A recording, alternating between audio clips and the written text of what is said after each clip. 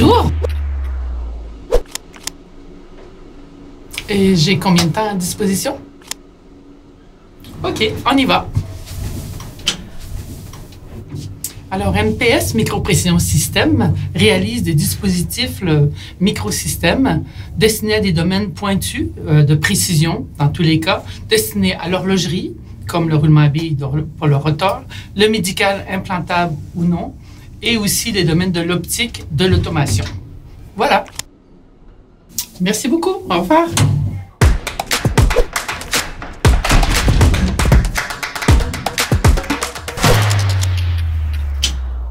Mobifly, ce sont des bateaux de transport 100% zéro émission hydrofoil.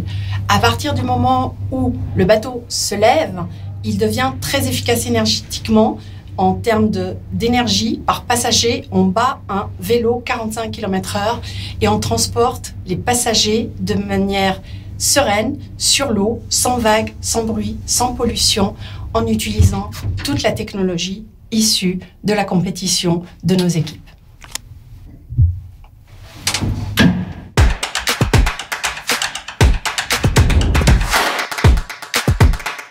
Bonjour! Salut Nicolas! On a une paquet de cartes là.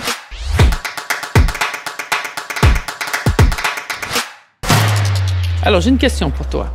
Tu as créé une start-up qui va faire des bateaux rapides, des bateaux de transport, c'est juste ça? Exactement. Donc on utilise le foil. En fait, à partir du moment où le bateau se lève grâce au foil, il n'y a plus de frottement avec l'eau. Oui, c'est clair, plus de friction. Hein. Plus de friction avec l'eau, ça veut dire qu'on économise de l'énergie et en fait, on est 80% plus efficace qu'un bateau classique. Donc en fait, en termes d'énergie par passager, on bat un vélo 45 km/h. Et c'est climatiquement neutre, ça c'est absolument incroyable. Par rapport aux poissons, par rapport à la faune aquatique. Alors, on ne fait pas de vagues, on ne fait pas de bruit et on ne fait pas de pollution. On n'émet pas de pollution puisqu'on est 100% électrique ou hydrogène. Et ça veut dire que après notre passage, on laisse l'eau exactement dans l'état dans lequel on l'a trouvée. Donc on va respecter l'écosystème marin et ça, c'est un des objectifs qu'on a. C'est côtier parce qu'il y a moins d'érosion sur les côtes. Exactement. Donc on préserve les côtes, on préserve l'eau, on préserve les berges et on préserve la nature. L'écosystème, l'eau, c'est un des écosystèmes les plus importants pour l'humain. C'est très important de respecter nos eaux. Bravo. Hein? Alors, aujourd'hui, MPS, si tu devais résumer en 2 mots par rapport à l'innovation, tu dirais quoi de ton entreprise? Qu'est-ce qu'elle apporte à l'innovation? Elle apporte des solutions qui sont performantes et qui sont innovantes. Donc, des solutions microtechniques. Ces 3 mots, performance, innovation, microtechnique et durabilité, c'est vraiment nos 4 distinctions. Ce qui fait que on vient chez nous parce que la solution qu'on va apporter, elle est mieux que l'idée qu'on avait eue auparavant par rapport à un système, que ce soit un actuateur pour un télescope ou une pompe implantable. La maîtrise des processus industriels nous permet de développer des solutions qui coûtent moins cher, qui sont plus performantes. C'est-à-dire que le client, sur son système, va consommer moins d'énergie, va avoir moins de pièces ou arrivera plus vite à sa solution finale avec une meilleure précision que s'il avait ajouté des pièces une après l'autre. Et le fait que ça soit miniature, est-ce que c'est une des forces de ton entreprise d'être vraiment spécialisée sur ce créneau micro? Alors, la miniaturisation, c'est certes un mot important. C'est certes ce qui nous distingue puisqu'on va intégrer plusieurs fonctions. Mais le but n'est pas de miniaturiser s'il n'y a pas besoin de miniaturisation. Donc, la précision, la qualité d'un système qui va être fiable, la fiabilité du système va être aussi importante que la miniaturisation.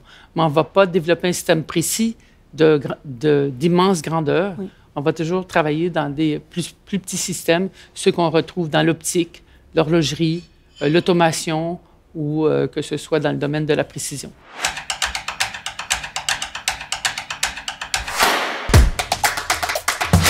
Alors maintenant, c'est à moi de te poser une question. Merci. pour le site de production, vous êtes en Suisse et au Portugal. Bon, oui. J'imagine qu'il y a des raisons pour lesquelles vous êtes allé au Portugal. Alors, on est en Suisse et au Portugal aujourd'hui parce qu'au Portugal, on a aussi une opportunité de production de la coque parce que nos bateaux ne sont pas petits. Ils sont grands comment? Celui qui a le plus d'appétence au marché, c'est le 60-120 passagers, donc il fait plus de 20 mètres de long. Donc il faut des infrastructures qu'on n'a pas forcément en Suisse. Ce qu'on a gardé en Suisse, c'est plus la partie technologique et la partie construction. Et aujourd'hui, au Portugal, avec des partenaires qui sont fiables, en fait, les gens voient le bateau qui est un grand bateau. Ils voient l'extérieur, la coque, le hardware. Mais en réalité, ce qui fait vraiment la spécificité de la solution MobiFly, c'est le logiciel qu'on ne voit pas, mais c'est le Flight Control System qui maintient le bateau parfaitement stable au-dessus de l'eau et gère les vagues, les courants et gère tout le bateau. Donc, et aussi les collisions avec d'autres... Et aussi les collisions. Donc, il y a aussi de la microtechnique dedans. OK. Voilà. L'installation aux États-Unis, à Boston, pourquoi pas New York, qui est une des grandes villes américaines dans certains domaines? C'est pas pour rien qu'on est allé, on a décidé de Boston, on a fait un scouting, si on veut, aux États-Unis. Et dans notre domaine, à Boston, il y a le MIT, il y a des grandes universités, même les écoles d'ingénieurs, elles sont vraiment d'un top niveau. New York, ce serait plus, c'est vrai, un cluster au niveau médical, mais c'est le médical déjà un peu plus loin, quand il est rendu au niveau chirurgical, au niveau de l'application dans l'hôpital. Mais le développement des medical devices se fait beaucoup autour de Chicago. On avait aussi des contacts avec d'autres sociétés suisses qui étaient installées à Chicago. On a travaillé avec Swiss Global Enterprise comme consultant, et là, on a vraiment ciblé Boston comme étant une région qui est très proche de notre domaine, qui a un réservoir de compétences et un réservoir de ressources. Si j'avais un conseil à donner à quelqu'un qui est dans le même domaine que nous, c'est un bon choix de site, malgré le fait que c'est vraiment très cher. C'est plus cher que Zurich, c'est plus cher que Genève au mètre carré. C'est vraiment cher.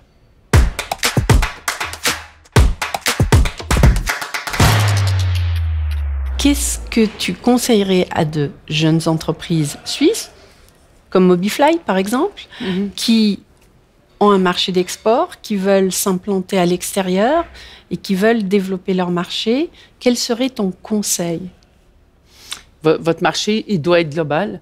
Donc, vous devez pas avoir peur de voir grand et d'aller chercher des conseils de gens qui ont déjà fait ce pas, que ce soit par les partenaires comme domaine bancaire.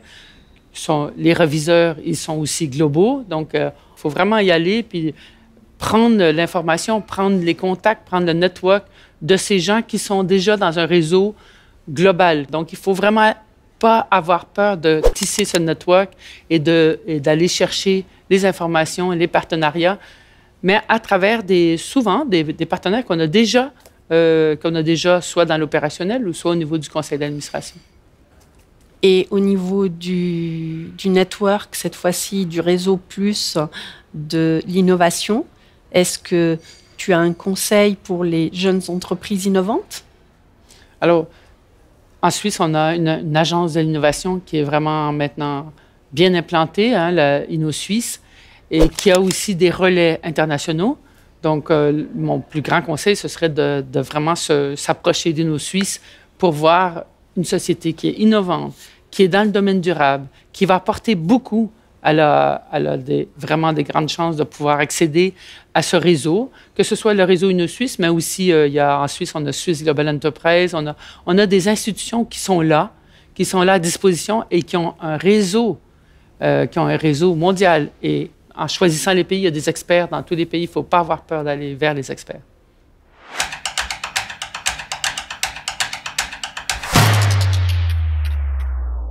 Vous prévoyez faire de la navigation à San Francisco et à New York? Il y aurait des bateaux suisses à San Francisco et à New York. Ça, c'est génial. Partout dans le monde, partout où il faut se déplacer d'un point A à un point B, aller vite, sur l'eau. Votre business model, c'est pas l'exploitation, c'est de vendre ces bateaux aux sociétés de navigation locales. Nous, on apporte une solution de mobilité. OK. Et je parle bien d'une solution parce qu'il ne s'agit pas uniquement du bateau, mais il s'agit du bateau et de l'infrastructure qui va autour, c'est-à-dire tout un système de recharge, tout un système d'entretien. Nous, on se concentre sur notre savoir-faire, c'est de faire voler les bateaux. En fait, c'est la question énergétique des bateaux. C'est là le cœur de notre activité et de notre technologie. OK. Et comment vous dealez avec le problème de... On a parlé de blackout ou de problème de quantité d'énergie à disposition. Comment vous gérez ça? Alors, pour nous, la meilleure énergie est celle qu'on n'utilise pas. Ah. Donc, nous, on est très économe en énergie. Le bateau se lève et à partir de là, la consommation énergétique, elle chute drastiquement. C'est pas zéro, mais on vise à être les plus économes, les plus performants et les plus performants énergétiquement. Mais ça ne nous empêche pas de réfléchir à toutes les énergies renouvelables pour que notre bateau puisse être rechargé le plus naturellement possible, en évitant de puiser sur le grid et même en donnant au grid si possible. On veut atteindre le net zéro en 2050, quasiment partout dans le monde, et il n'y a pas d'autre solution que d'arrêter d'utiliser du pétrole pour mouvoir des véhicules. On doit aller sur des énergies propres. Oui, c'est juste. Alors, aujourd'hui, un de tes actionnaires principaux est un groupe allemand. Comment se passe la collaboration, justement, entre la société suisse et ton actionnaire allemand? Alors, il faut dire qu'MPS est dans un domaine, maintenant, ce on réalise, un domaine très différent de Follaber. Follaber fait des micromoteurs et nous, on fait des microsystèmes qui ont des fois des moteurs, mais pas toujours. Donc, on est vraiment souvent chez les mêmes clients, mais dans des domaines différents. Nous, on est plus une société de participation de Follaber, mais on a des échanges au niveau des processus. Il y a des synergies entre les deux sociétés? Il y a parfois des synergies puisqu'on est tous les deux souvent à la recherche de décolleteurs, à la recherche de même type d'équipement. Donc, quand on a une question, on peut regarder dans le groupe est-ce qu'il y a quelqu'un qui a une même problématique que nous et il y a une plateforme d'échange dans ce sens-là. C'est totalement ouvert.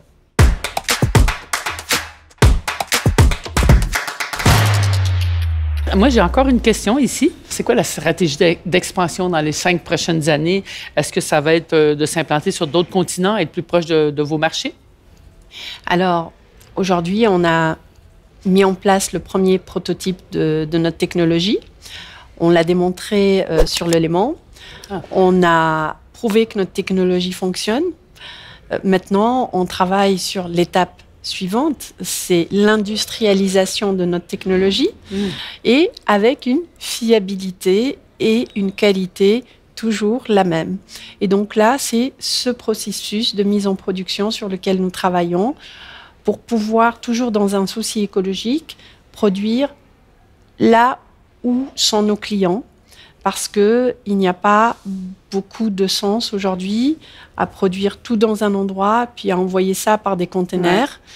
Donc, à 5 ans, on espère être, bien entendu, en Asie, aux États-Unis, au-delà de l'Europe. Donc, voilà. Pour nous, ce qui vient après, c'est l'industrialisation et c'est l'exportation de notre solution dans le monde entier, puisque partout où on va dans le monde, on a besoin de se déplacer d'un point A à un point B en polluant le moins possible, avec un net zéro à 2050 qui est voulu sur l'ensemble de la planète. Donc, on va essayer de contribuer au net zéro. Bravo. En tout cas, je peux dire que c'était très enrichissant notre conversation et j'ai appris beaucoup de choses. Et je te félicite, Sue, pour le chemin qui est parcouru, puis déjà bravo pour celui qui va être réalisé par la suite. Merci Nicolas, c'était aussi très très intéressant de voir ce que tu fais dans ton entreprise. Je suis fascinée par cette miniaturisation portée par une femme que je me réjouis de continuer à côtoyer, à apprendre à tes côtés comment faire mieux.